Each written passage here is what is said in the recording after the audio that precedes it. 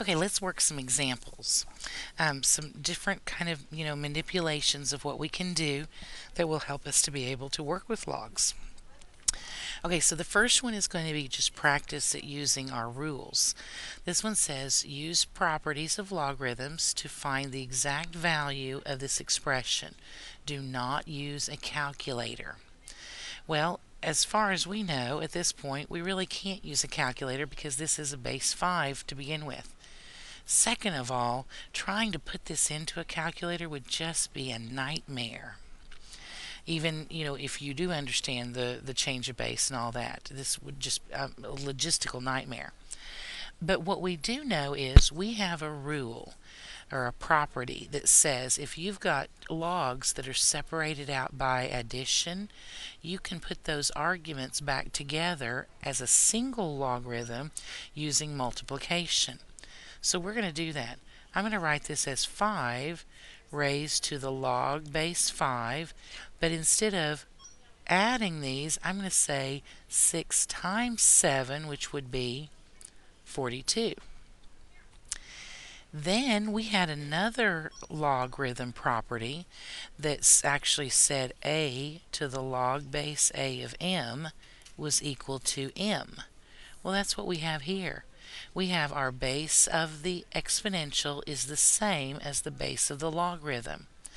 So our answer here, or what this simplifies to, is just simply 42. This is just getting you used to using those properties so that we can solve equations later on. Alright, here we have another example that says, suppose that natural log of 2 equals a and the natural log of 3 equals b. Use properties of logarithms to write each logarithm in terms of a and b. Well, so whenever we get done here, we only want to have a's or b's or both, nothing else. Well, right now I can't do that because I have a is defined as the natural log of 2 and b is defined as the natural log of 3, but I have the natural log of 27. Well, is there any way that we could rewrite 27 as something else? Well, hey, wait a minute, 27, isn't that 3 cubed? 3 times 3 would be 9, times 3 is 27. And then don't we have a logarithm rule that says if we have an exponent, we can drop that right down as a product, right? So that would be 3, oops, that's not very pretty, 3 natural log of 3.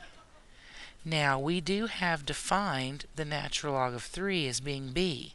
So instead of the natural log of 3, I'm going to replace that with b. Now we have rewritten the natural log of 27 as 3b. Let's try another one just so we can see what's going on there. Let's try if we had the natural log of 54. Well, in this case, the natural log of 54, I could rewrite that. And if you see this in small steps, that's okay too.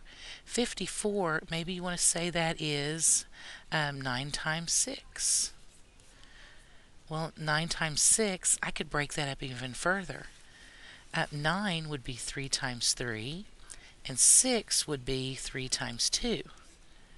So look, I could break that up if I wanted to, using sort of different rules as we go. I could break that up into the natural log of 3, plus the natural log of 3, plus the natural log of 3, plus the natural log of 2. And now each one of these natural log of 3's would be a b, because that's what that was defined as. And the natural log of 2, they said, was a. Now we can combine this because we have 3 b's and we have an a.